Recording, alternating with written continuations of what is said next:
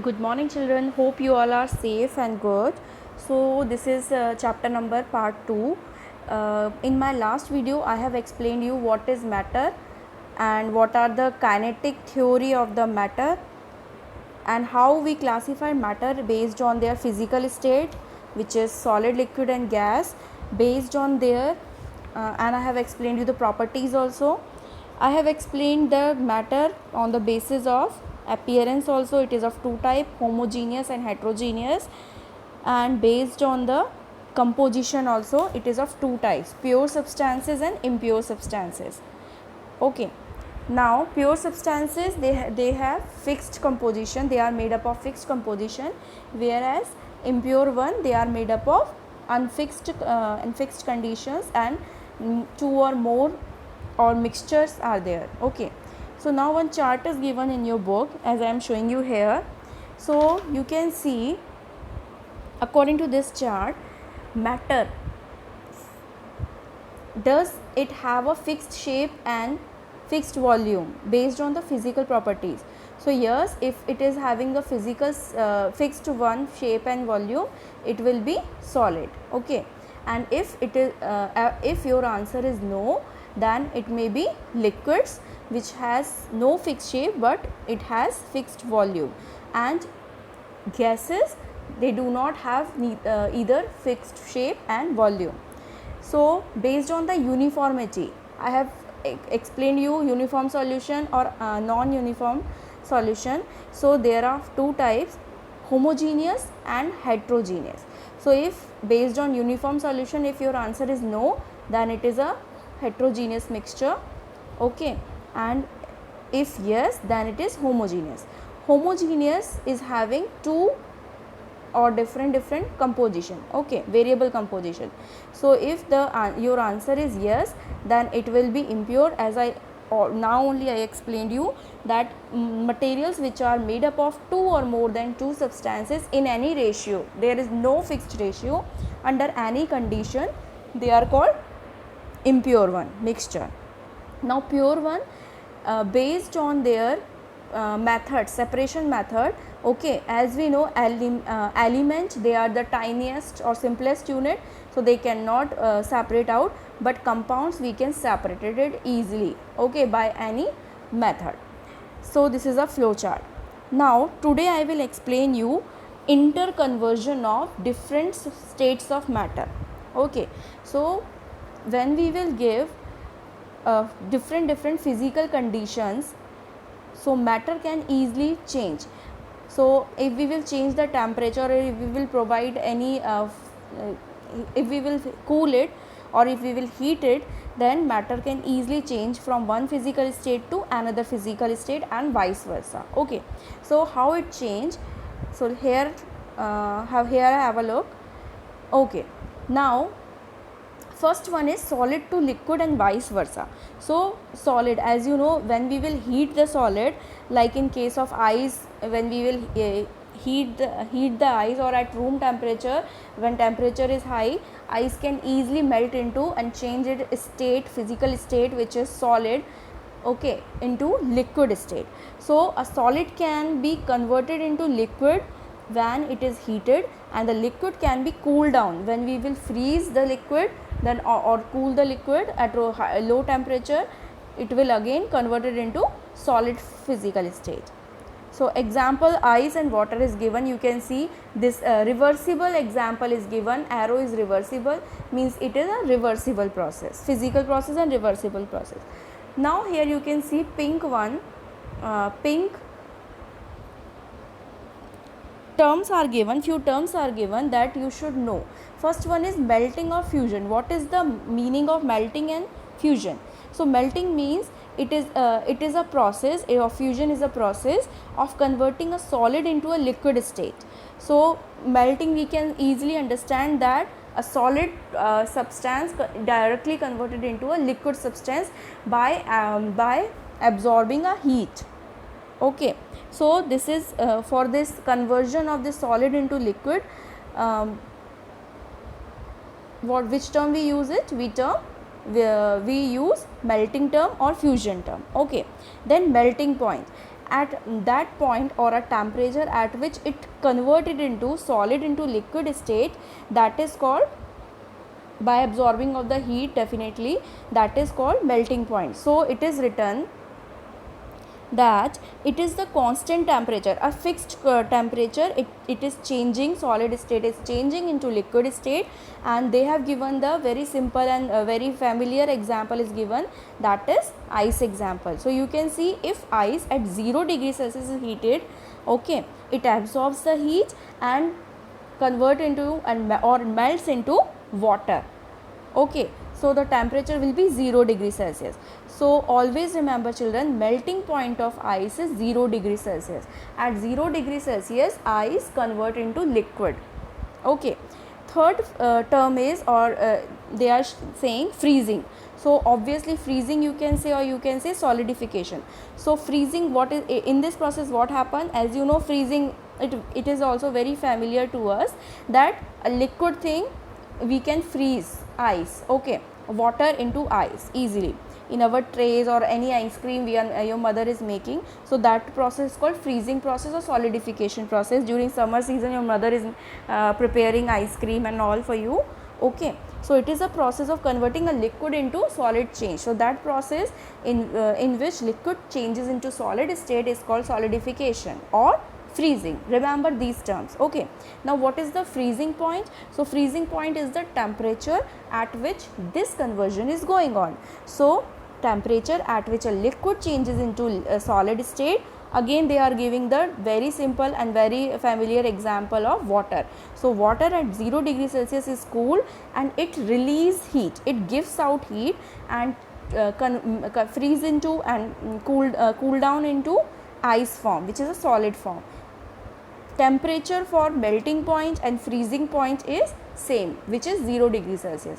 So in the exam they can ask you what is the freezing point temperature, you will write 0 degree Celsius, okay. Remember always, temperature of melting point and freezing point of ice, melting point of ice is 0 degree Celsius and freezing point of water is 0 degree Celsius, because in the melting point ice is melting into water and freezing point liquid water is converted or freezing into solid ice, okay. This is the difference only. Now you can see one blue box is given in the on the right hand side, okay. So what they are saying, if a solid begins to melt at a specific temperature can be 0 degree Celsius or okay. So if it is melting temperature is 0 degree Celsius, so if a solid is melting at this temperature, at constant temperature, we will get the sharp melting point, okay. So always remember, there is in short they are saying that pure substances, that is fixed composition substances, they will show the sharp melting point, whereas impure one will show the they will not show the sharp melting point, okay. Why? Because they have the impurities and their temperature will not be specific, okay. It will be less a degree or more a degree, okay, not a specific one. Same as with liquid, when liquid begins to boil, and obviously we know that when we boil the liquid water, it converts into water vapor, which is the gaseous state, okay. So this vaporizes at a specific temperature, which is 100 degrees Celsius, okay. So we will get the sharp boiling point. So all the pure one we will get the show the sharp boiling point, whereas if impurities will be there, then we will not get the sharp one, okay. It can be, boiling point will be increased or it may be decreased in some cases. Now so this is all about the conversion of solid into gas or vice versa. It is a reversible process. Same as B part, you can see that liquids to gas, okay. Liquids can easily convert into gaseous form or gaseous state by heating. When we will heat the liquid, so when we will heat the, for example, water, it will convert it into gaseous form, okay. And when again when we will condense that gas, or when we will again with the help of any cool plate or anything, okay, or any medium, if we will condense it or when we cooled out that gas or water vapor, again we will get back the liquid form of water. Okay, so it is very important. So again both this process is also reversible, you can see. Okay, water we will get into steam by heating, and when we will condense the steam or when we will cool down the steam, again we will get the same liquid water, you can see. Now in this term also few terms are given, so you should familiar with it. Okay, you should know about it. First one is boiling or vaporization. So when we will boil the water, when we will heat the water, it will turn into water, will change its state into the water vapor. That term is called, or that process is called vaporization. So vaporization is a process in which we convert a liquid into its gaseous state. Okay, remember always. Now what is a boiling point? Again the boiling point is a constant temperature, is a fixed temperature at which this liquid changes into gaseous state. So we all know that boiling point of water is 100 degrees Celsius, and at 100 degrees Celsius this water absorbs the heat 100 degrees Celsius and it changes into steam. Steam heat is also 100 degrees Celsius. So the boiling point of water is 100 degrees Celsius. Melting point of ice is 0 degrees Celsius. Freezing point of water is 0 degrees Celsius, but boiling point of water is 100 degrees Celsius. Third one is condensation and liquefaction. I told you condensation process, what we are doing, we are converting our gas or water vapor into again liquid state. So that is called converting a gas. Now condensation point is a temperature at which we are doing this, we are changing gas into a liquid state. So a temperature, fixed temperature at which a gas changes into liquid state. For example steam, they are saying steam at 100 degrees Celsius, if we will cool it, because the temperature is 100 degrees Celsius, so at that temperature only if we will cool it, it gives out, it releases the energy, and it again that water vapor or steam converted into water, liquid water. Okay, so the boiling point of water is 100 degrees Celsius, and the steam temperature is also 100 degrees Celsius. Now next word is evaporation. What is evaporation? So evaporation is a slow conversion of liquid into gases. Evaporation is also same thing is going on in this also, same thing is happening, that liquid changes into gaseous state, but the intensity is low. Okay, not faster, it is not a faster process. Now last point it is written, it occurs all the time, you can see here. So it occurs all the time. Okay, if for example if we will go near a water body or any water body, this evaporation is going on all the time, even at during the day or even at a night. Okay, every time this evaporation is going on. Near the plants also transpiration is going on, evaporation is going on near the water body. Okay, water cycle, you have, your teacher has explained you water cycle, that evaporation process. So it is going on all the time. Okay, but boiling point is not going on all the time. Okay, now so difference between is there. What is the difference between boiling and evaporation? So as I said, boiling take place at a definite temperature which is 100 degrees Celsius. Okay, but evaporation do not follow any temperature. Okay, all the temperature below 100 also, below 100 degree also evaporation is going on all the time. Now it is a fast process, boiling is a fast process as I said, and it is a slow process. Evaporation is a slow process. Now boiling can be seen. Okay, when we can see when boiling, okay, we can see the water vapor, but evaporation, during the evaporation we cannot see the water vapors and all. So it is the evaporation we cannot see with our eyes. Fourth point is, it occurs throughout the mass of the liquid. Okay, it occurs throughout the mass of the liquid means full mass at high speed we can see the boiling of the water. Okay, with the sound of that air and air.